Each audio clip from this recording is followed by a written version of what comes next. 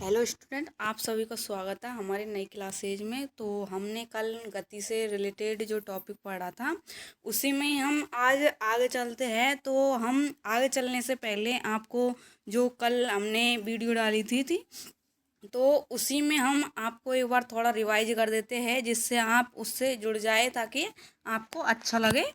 तो हमने कल गति के बारे में देखा था। गति में हमने दूरी, विस्थापन, चाल और वेग और त्वरण तक देख लिया था। तो दूरी क्या होती है? दूरी प्रारंभिक और अंतिम बिंदु के जो बीच की वास्तविक या अधिकतम दूर जो लंबाई होती है उसे हम दूरी कहते हैं। इसके बाद हमने देखा था कि विस्थापन क्या होता है। तो विस्थापन प्रारंभिक और वह अंतिम बिंदु के जो बीच की न्यूनतम दूरी होती है उसे हम विस्थापन कहते हैं। जो दूरी और विस्थापन के जो मात्रक होते हैं वो सेम होते हैं, और इनकी जो इकाई होती है वो और इनके जो बीमा होती है वो भी सेम होती है। इसके बाद हमने देखा था कि जो चाल चाल क्या होती है। तो दूरी बटे जो समय होता है उसे हम चाल कहते हैं, या एकांक समय में तय की गई दूरी को हम चाल कहते हैं। चाल की जो इकाई होती है वो हमारे पास मीटर पर सेकंड आती है। इसके बाद हमने देखा था कि वेग वेग क्या होता है। समय के साथ विस्थापन में परिवर्तन की दर को हम वेग कहते हैं, और वेग का जो मात्रक होता है वो हमारे पास आता है मीटर पर सेकंड। इसके बाद हमने देखा था कि त्वरण क्या होता है।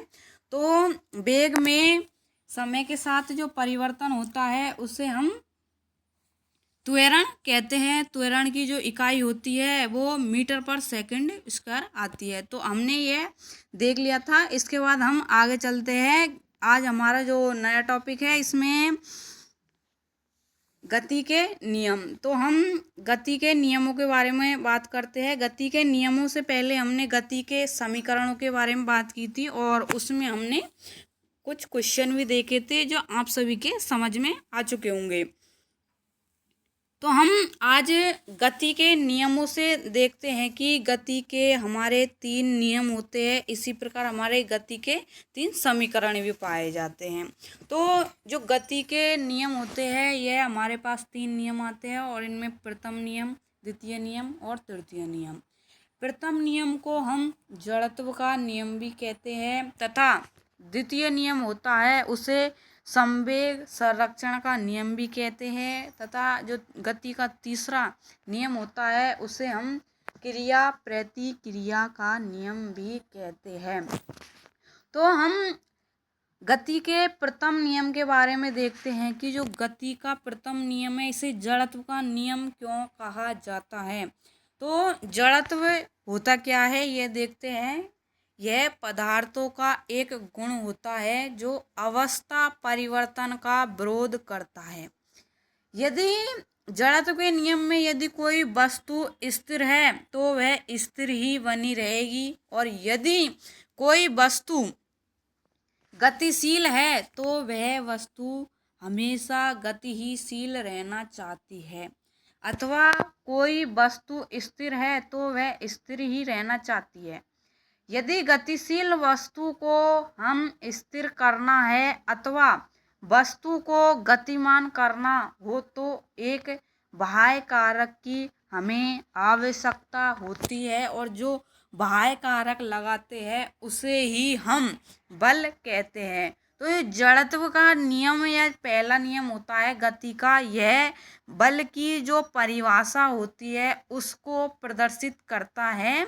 तो आप सभी से कभी भी पूछा जाए कि जो गति का प्रथम नियम है यह किसकी परिभाषा को प्रदर्शित करता है, तो यह बल की परिभाषा को प्रदर्शित करता है, इसलिए यह इसे जड़त्व का नियम भी कहा जाता है।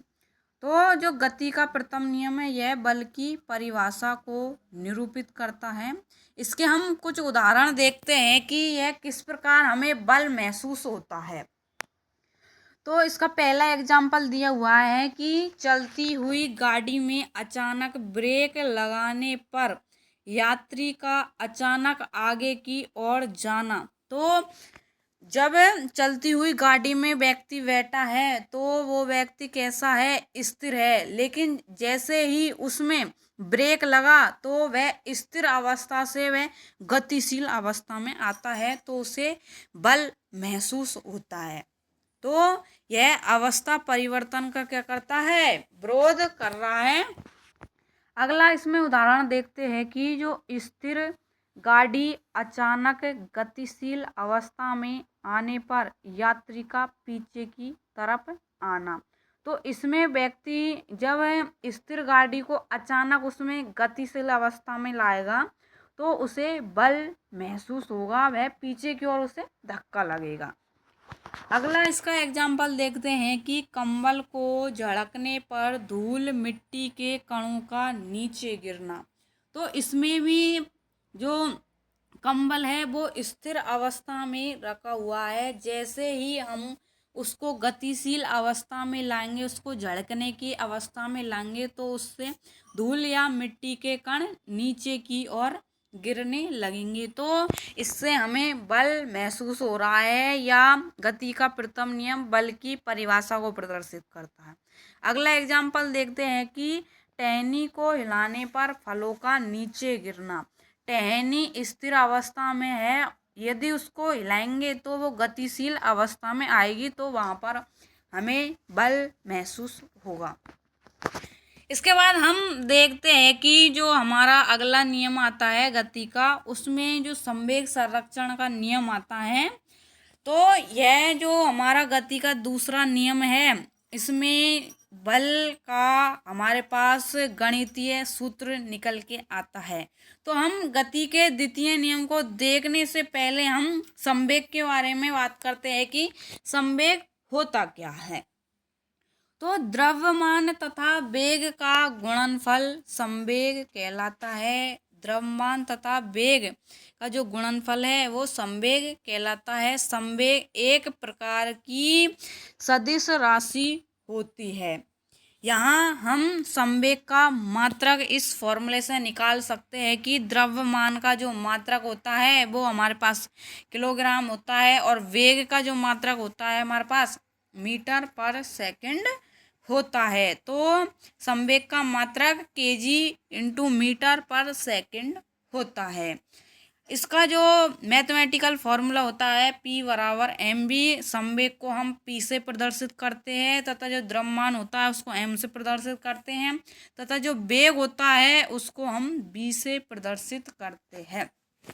तो हम गति के दूसरे नियम या संवेग संरक्षण का नियम जिसे कहते हैं उसके बारे में हम बात करते हैं कि गति का जो द्वितीय समीकरण होता है उसमें संवेग का संरक्षण होता है। अभिक्रिया से पहले का संवेग तथा अभिक्रिया के बाद का जो कुल संवेग होता है वो बराबर होता है। तो बल समानुपाती संवेग में परिवर्तन की दर, इस नियम के अनुसार बल संवेग में परिवर्तन की दर के समानुपाती होता है। तो F समानुपाती dP अपॉन dt। तो यहाँ से हमने F बराबर dP अपॉन dt आया है, चूँकि हम जानते हैं संवेग हमारे पास mv होता है। यहाँ पर हमने P की जगह पर mv रख दिया है। हम यहाँ से m को बाहर निकाल देंगे तथा dv अपॉन dt। तो हमारे पास dv अपॉन dt जो वेग में परिवर्तन की जो दर होती है वो हमारे पास त्वरण होता है। तो हमारे पास जो मैथमेटिकल इसमें फॉर्मूला आया हुआ है तो F बराबर ma आया हुआ है, जो बल का सूत्र होता है मैथमेटिकल या गणितीय रूप में F बराबर ma बल का सूत्र होता है। तो इसमें क्या हो रहा है, हमारे पास संवेग का संरक्षण हो रहा है। गति के द्वितीय समीकरण को, द्वितीय नियम को हम संवेग संरक्षण के नियम के नाम से भी इसे जानते हैं।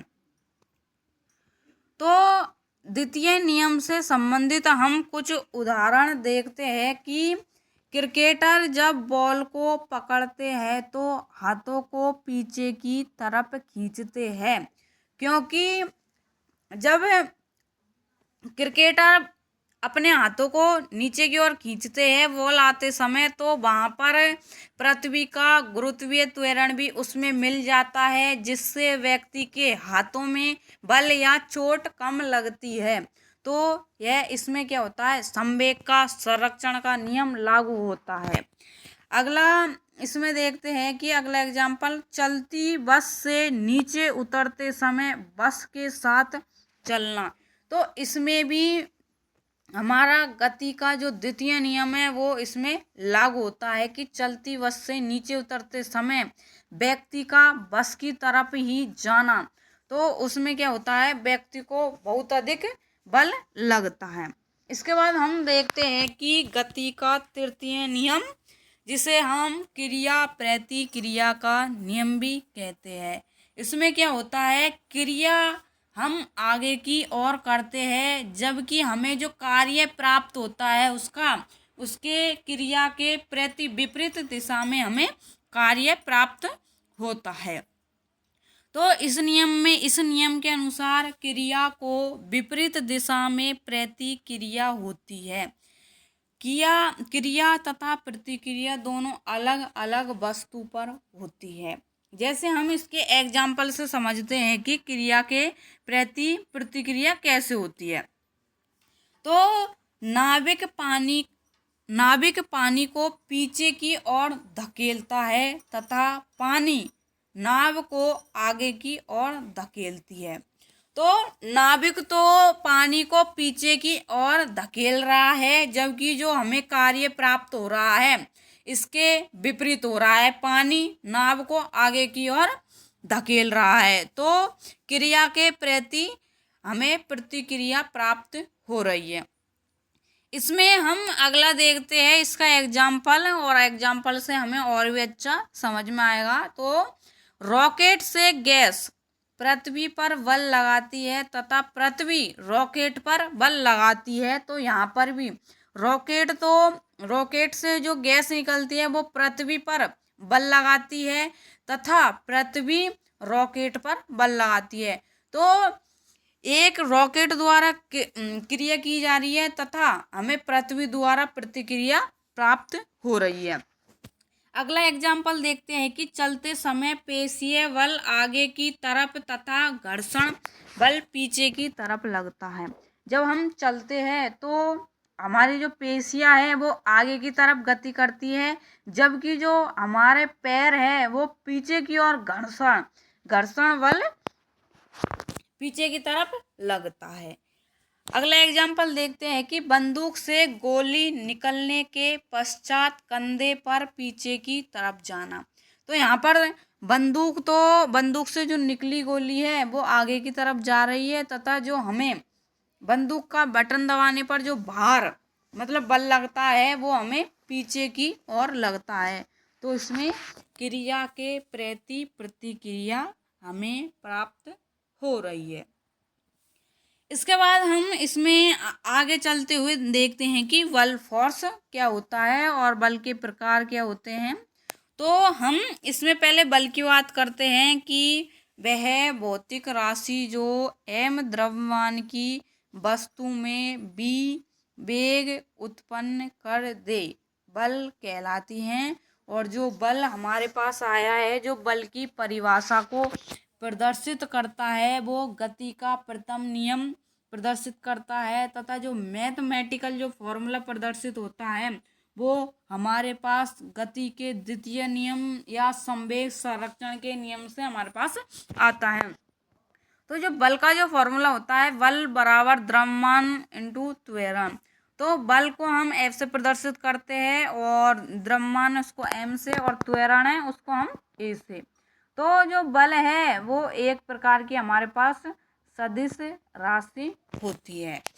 बल के हमारे पास अलग अलग पद्धतियों में अलग अलग मात्रक होते हैं तथा हमारे पास बहुत एग्जामों में अलग अलग पद्धतियों में बल के अलग अलग इकाई पूछी जाती है।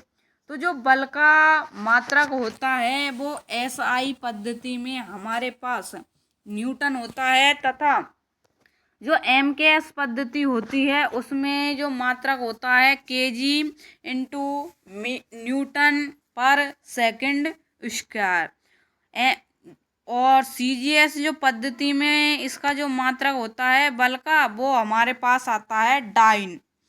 1 न्यूटन बराबर 10⁵ डाइन होता है। और यदि हम एक डाइन का मान निकालना हो तो हमारे पास 10⁻⁻5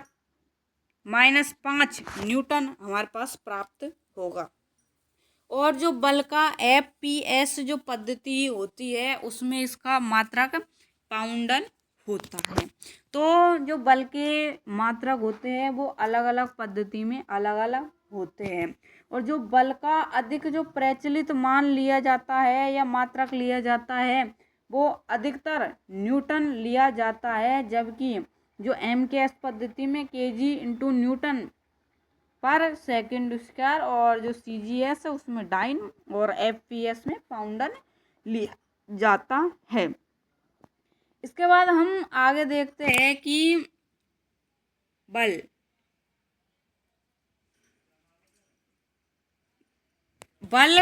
एक ऐसी भौतिक राशि होती है जो अभी हमने देखा था, जो पहला गति का नियम होता है उसमें हमने देखा था कि वो जड़त्व के नियम का पालन करता है। जड़त्व क्या होता है? वस्तु में गुण पाया जाता है। तो बल क्या कार्य आता है ये हम देखते हैं। बल गतिशील वस्तु को स्थिर अवस्था में लाता है तथा स्थिर वस्तु है उसको गतिशील करने के लिए आवश्यक होता है।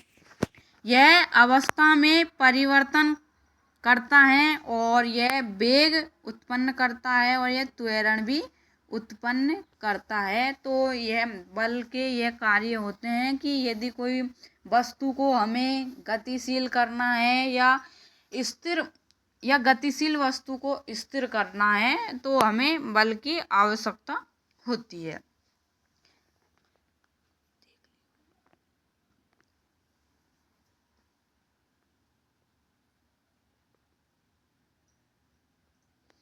इसके बाद हम कुछ इसमें क्वेश्चन देखते हैं बल से संबंधित। पहले हम क्वेश्चन आपको पढ़ के एक बार बता देते हैं। इसका सॉल्यूशन हमारे पास क्वेश्चन नीचे दिया हुआ है। तो हम पहले क्वेश्चन के बारे में देखते हैं कि 10 kg की वस्तु का वेग 5 सेकंड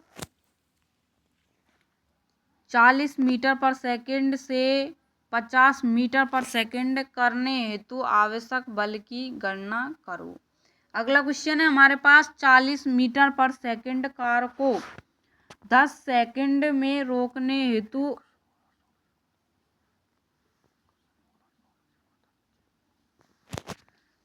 तो हम पहले आपको पहले क्वेश्चन का जो सॉल्व है उसको हम बता देते हैं कि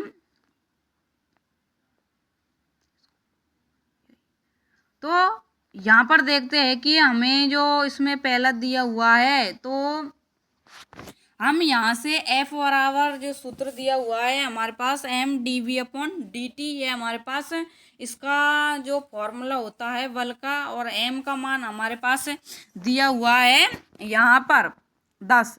तो 1/, यहाँ पर हमारे पास जो m का मान दिया हुआ है वो 10 इनवर्स दिया हुआ है। और जो वेग दिया हुआ है हमारे पास 400/100। तो हमारे पास जो इसका जो बल आया है वो F बराबर 4 न्यूटन आया है।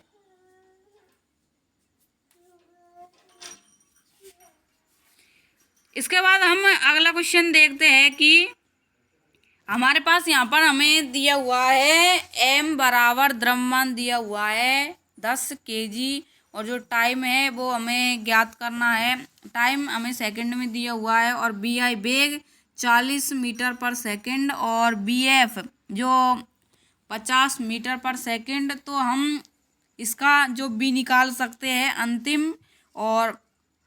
अंतिम और प्रारंभिक। तो हमें अंतिम 50 मीटर पर सेकंड दिया हुआ है वेग और जो प्रारंभिक है वो 40 मीटर पर सेकंड दिया हुआ है। तो 50 - 40 बराबर 10 मीटर पर सेकंड हमारे पास वेग आ चुका है। तो F बराबर एम ए, हमें यह हमारे पास बल का फॉर्मूला होता है। हम यहाँ पर ए को हम dv/dt के रूप में लिख सकते हैं। तो हमें यहाँ पर जो द्रव्यमान दिया हुआ है इसका 10 दिया हुआ है और जो वेग है वो हमारे पास 10 मीटर पर सेकंड है और जो टाइम दिया हुआ है वो हमारे पास 5 सेकंड दिया हुआ है। तो हमारे पास जो बल आया है वो 20 न्यूटन आया है। अगला क्वेश्चन देखते हैं कि हमारे पास इसका सॉल्यूशन। तो हमें जो वेग दिया हुआ है वो हमें 40 मीटर पर सेकंड दिया हुआ है तथा टाइम हमें 10 सेकंड दिया हुआ है और जो इसका द्रव्यमान दिया हुआ है वो 120 केजी दिया हुआ है। तो हम सूत्र में इसको रखते हैं। तो हमारे पास 120 इसका द्रव्यमान है और 40 वेग और टाइम दिया हुआ है वो 10 सेकंड दिया हुआ है। तो हमारे पास जो इसका आंसर आया है वो 480 न्यूटन आंसर आया है। इसके बाद हम अगला क्वेश्चन देखते हैं। इसको आप सॉल्व करके देखना और यदि नहीं आए तो हमें कमेंट करके प्लीज बताना। इसके बाद हम देखते हैं कि भार क्या होता है। तो भार वेट जिसे बोलते हैं यह एक गुरुत्वीय बल होता है। इसकी जो दिशा होती है वो सदैव नीचे की ओर होती है या पृथ्वी की ओर होती है। जो भार होता है इसे हम जी से प्रदर्शित करते हैं या यह गुरुत्वीय त्वरण पर निर्भर करता है। यदि हम कोई भी वस्तु को लटकाते हैं तो वह पृथ्वी की ओर आकर्षित होती है। तो उसमें क्या होता है, गुरुत्वीय त्वरण भी उसमें शामिल हो जाता है। तो भार है यह जी पर निर्भर करता है और जो भार है यह हमेशा सदैव किसी भी वस्तु में यह नीचे की ओर लगता है। जो भार का मात्रक होता है यह न्यूटन होता है तथा जो भार की जो बीमा होती है वो हमारे पास m1L1T-2 होती है। इसके बाद देखते हैं कि हमने यहाँ पर दो चीज़ें पढ़ ली है, द्रव्यमान और भार। तो द्रव्यमान और भार में अंतर क्या होता है यह हम देखते हैं। तो जो द्रव्यमान होता है यह द्रव्य की मात्रा होती है, क्वांटिटी होती है, जबकि जो भार होता है यह एक गुरुत्वीय बल होता है। किसी भी वस्तु को लटकाने पर वह नीचे की ओर क्रियाशील रहती है। जो द्रव्यमान होता है यह एक प्रकार की अदिश राशि होती है, जबकि जो भार होता है वो एक प्रकार की सदिश राशि होती है। यह जो द्रव्यमान है यह जी पर निर्भर नहीं करता है, जबकि जो भार होता है यह जी पर निर्भर करता है। द्रव्यमान है यह परिवर्तन होता रहता है, यह परिवर्तनशील है, जबकि जो भार है यह भी एक परिवर्तनशील है। और जो मात्रक होता है, जो द्रव्यमान का जो मात्रक होता है वो केजी होता है, जबकि जो इसकी बीमा होती है वो m1L0T0 होती है। जबकि जो भार की जो मात्रक होता है भार का वो न्यूटन होता है तथा भार का जो बीमा होती है वो m1L1 और T-2 होती है। आप सभी को यह समझ में आ चुका होगा कि जो द्रव्यमान और भार में अंतर क्या होता है। तो इसके बाद हम देखते हैं कि पृथ्वी का भार और जो मंगल ग्रह पर भार है और चांद का भार है, यह हम यहाँ से इसको कैसे निकालते हैं। तो यहाँ पर देखो भार बराबर गुरुत्वीय बल होता है जो हमेशा पृथ्वी की ओर नीचे की ओर लगता है। तो W पृथ्वी बराबर m इंटू जी पृथ्वी। तो यहाँ पर जो जी पृथ्वी दिया हुआ है यह पृथ्वी का गुरुत्वीय त्वरण होता है। और इसके बाद हम देखते हैं कि जो चांद पर होता है गुरुत्वीय त्वरण वो कितना होता है। तो W चांद बराबर m इंटू जी पृथ्वी अपॉन 6 का हम भाग लगा देंगे तो हमारे पास W है वहाँ पर हमारे पास इसका भार आ जाएगा। इसके बाद हम देखते हैं कि जो मंगल ग्रह पर जो उसका भार है वो कितना होता है। तो m×g पृथ्वी अपॉन 4 का इसमें भाग लगा देंगे तो इस प्रकार हम इनका भार ज्ञात कर सकते हैं।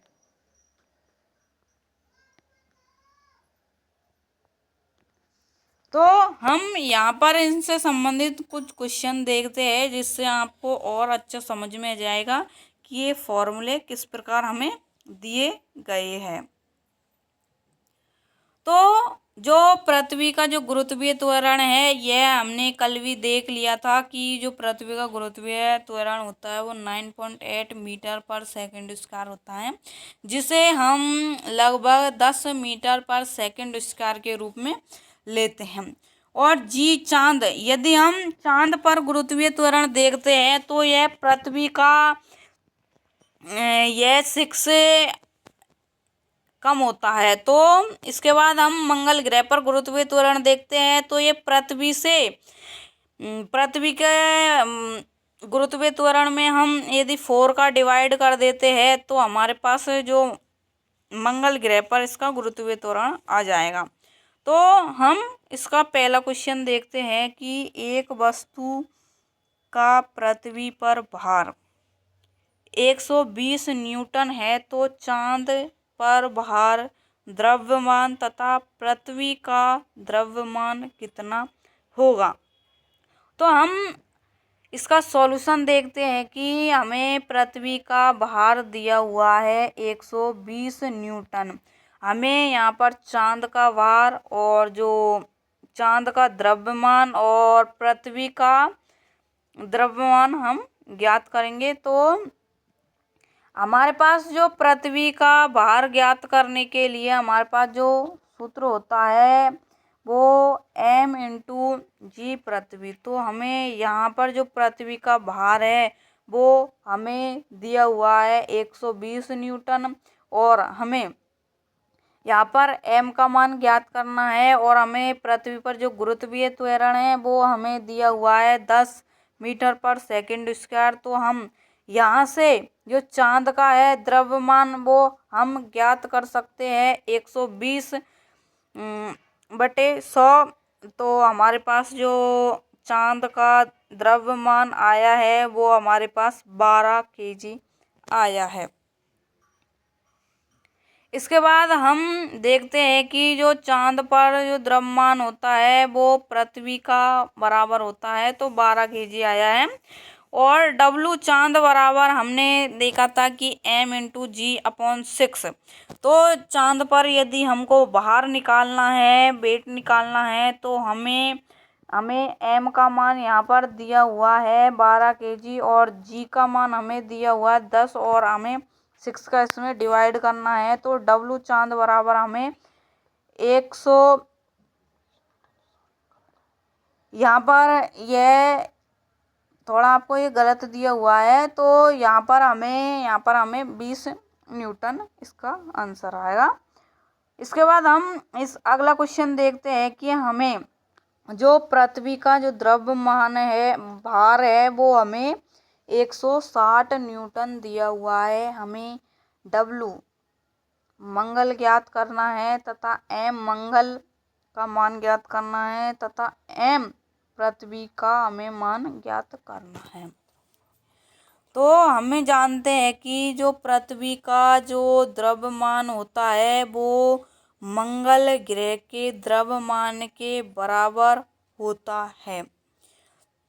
तो हमें यहाँ पर जो इसका kg के रूप में जो मान दिया हुआ है तो इसका जो 16 kg दिया हुआ है और हमें मंगल का जो भार ज्ञात करना है वो हम जानते हैं कि जो m×g/4 होता है। तो m का मान हमने 16 रख दिया है और g का मान हम सब जानते हैं कि 10 होता है और इसको 4 से डिवाइड कर दिया है। तो हमारे पास जो मंगल ग्रह का जो भार आया है वो हमारे पास 40 न्यूटन आया है। इसके बाद हम देखते हैं कि बल आगुण क्या होता है। जब किसी वस्तु पर दो समान बल विपरीत दिशा में लगे तो उस वस्तु पर लगने वाली भौतिक राशि बल आगुण कहलाती है। तो बल आगुण क्या होता है? जब किसी वस्तु पर हम दो समान तथा विपरीत दिशा में, समान तो है बल लेकिन वो एक दूसरे की विपरीत दिशा में वो कार्य करते हैं, तो उस वस्तु पर लगने वाली भौतिक राशि बल आगुण कहलाती है। तो जो हमारे पास जो बल आगुण का सूत्र होता है वो हमारे पास बल इंटू लंबवत दूरी होती है। ये हमारे पास बल का जो बल आगुण है उसका सूत्र होता है। बल आगुण को हम टो से प्रदर्शित करते हैं तथा बल को हम एफ से, तथा जो लंबवत दूरी होती है परपेंडिकुलर जो दूरी होती है उसे हम आर से प्रदर्शित करते हैं। जो बल आगुण होती है यह एक प्रकार की सदिश राशि होती है। और जो हमारे पास जो बल आगुण का जो मात्रक निकल के आता है वो न्यूटन इनटू मीटर। हम इसका मान इसके फॉर्मूले से निकाल सकते हैं। बल का हम जानते हैं कि इसका जो मात्रक होता है वो न्यूटन होता है तथा दूरी का जो मात्रक होता है वो मीटर होता है। हमने यहाँ पर जो टॉ बराबर एफ इंटू आर होता है, इसको हम यहाँ से यदि हम क्रॉस ये गुणा हटाते हैं तो इसकी जगह पर हम साइन लगा देते हैं, तो टॉ बराबर एफ आर साइन थीटा हमारे पास इसका जो फॉर्मूला है वो आया है। यदि हमें एफ और आर के बीच यदि एंगल दिया हुआ है, कोण दिया हुआ है, तो हम वहाँ से टॉ का मान निकाल सकते हैं। यदि हमें एफ और आर के बीच 90 डिग्री का एंगल दिया हुआ है या एफ व आर एक दूसरे के परपेंडिकुलर लंबवत स्थित है, तो हमें थीटा बराबर 90 डिग्री का एंगल प्राप्त होगा। तो हमें जो बल आघूर्ण प्राप्त होगा वो 90 डिग्री के एंगल पर सबसे अधिक प्राप्त होगा। एफ आर साइन 90 रखेंगे तो हम चूँकि हम जानते हैं कि जो साइन 90 होता है वो हमारे पास 1 वैल्यू देता है, तो टॉ जब मैक्सिमम आएगा तो वो 90 डिग्री के एंगल पर हमें प्राप्त होगा। इसके बाद देखते हैं कि जो बल आघूर्ण का मान है वो कहाँ पर हमें शून्य प्राप्त होगा। तो यदि एफ और आर के बीच यदि हमें 0 डिग्री का कोण प्राप्त होगा तो हमारे पास बल आघूर्ण न्यूनतम प्राप्त होता है। तो इससे हम देख सकते हैं कि इसके कुछ एग्जाम्पल देके आपको समझाते हैं कि बल आघूर्ण किस प्रकार हमें अधिकतम और कब न्यूनतम प्राप्त होगा। तो यहाँ पर इसके कुछ एग्जाम्पल देखते हैं कि जो स्क्रू को खोलने के लिए पेचकस के हत्थे लंबे बनाए जाते हैं, क्योंकि यदि हमें जो बल है यदि हमें कम लगाना है तो उस स्थिति में दूरी क्या होगी, हमें अधिकतम प्राप्त होगी। तो ये एक दूसरे के विपरीत दिशा में कार्य करेंगे। तो स्क्रू को खोलने के लिए पेचकस के हत्थे लंबे बनाए जाते हैं। हेडपंप के हत्थे बड़े तथा लंबे बनाए जाते हैं। और इसका अगला एग्जाम्पल देखते हैं कि जो दरवाजे की जो कुंडी होती हैं तथा कुब्जे के बीच में अधिक दूरी रखी जाती है ताकि हमें बल कम लगाने की ज़रूरत पड़े, और दूरी अधिक होगी तो हमें बल कम लगाना पड़ेगा। इसके बाद देखते हैं कि हम बल के प्रकार, इससे पहले हमारे कुछ पहले हमने बल के बारे में बात की थी। बल एक प्रकार की होती है, हमारे पास भौतिक राशि होती है और जो स्थिर वस्तु को है वो गतिशील करने में वो सहायक होती है तथा गतिशील को स्थिर अवस्था में वो लाने के लिए आवश्यक होती है। तो इसके बाद हम देखते हैं कि बल के प्रकार।